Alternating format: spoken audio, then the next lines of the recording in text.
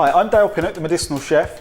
This subject is something that's really dear to my heart. The whole reason that I ended up studying nutrition and getting into natural health is because I had really bad acne, pretty much from the age of 10 years old. It was actually the summer of leaving primary school to go up to secondary school. I went the whole conventional route, tried every conceivable lotion and potion, and nothing particularly worked a great deal. When I was 15 years old, my friend's mum lent me a book, and it was a book on nutrition. She said, unless you sort out what's going on the inside, nothing's going to change on the outside. So I read this thing cover to cover in a weekend pretty much, changed my diet, and the rest is history. So I'm going to show you some of my favourite acne fighting foods. So I'm going to go through a few of my favourites now. One that's definitely at the top of my list is prawns. Prawns are packed with the mineral zinc. This is a really important mineral for actually regulating what the sebaceous glands are doing. So if your skin's very, very oily, zinc can actually help to calm that down a little bit. If you're a vegetarian, pumpkin seeds are a really, really good source. Packed full of the stuff.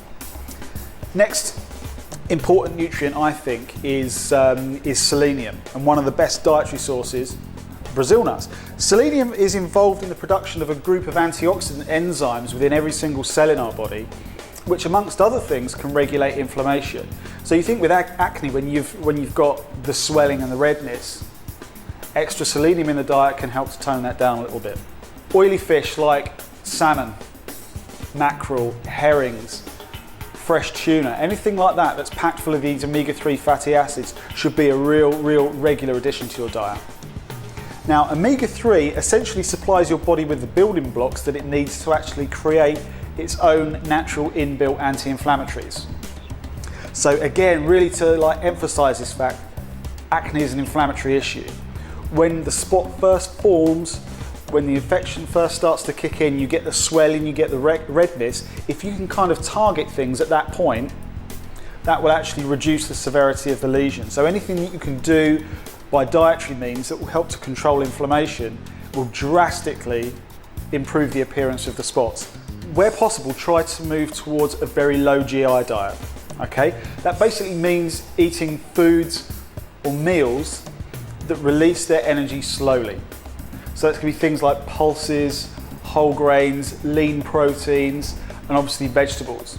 The reason this is important is when you consume those kind of foods that are actually releasing their energy nice and slowly, it keeps your blood sugar stable. If you're eating foods that send your blood sugar levels up far too quickly, you get what's called an insulin spike. Your blood sugar goes up, the body responds to that by secreting lots and lots of insulin. This is there to actually tell all the cells in different tissues to take in as much of that sugar as it possibly can. Now, that's not so much of an issue for men, but for women, it is a real big issue for the simple reason that insulin spikes can cause the ovaries to produce more androgens.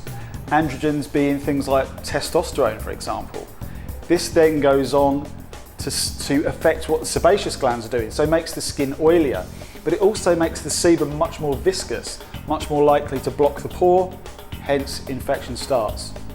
So really important to move towards a low GI diet. So focusing on whole grains, lean proteins, get your omega-3 in, get some of these key minerals like the selenium and the zinc, and you will see a massive difference.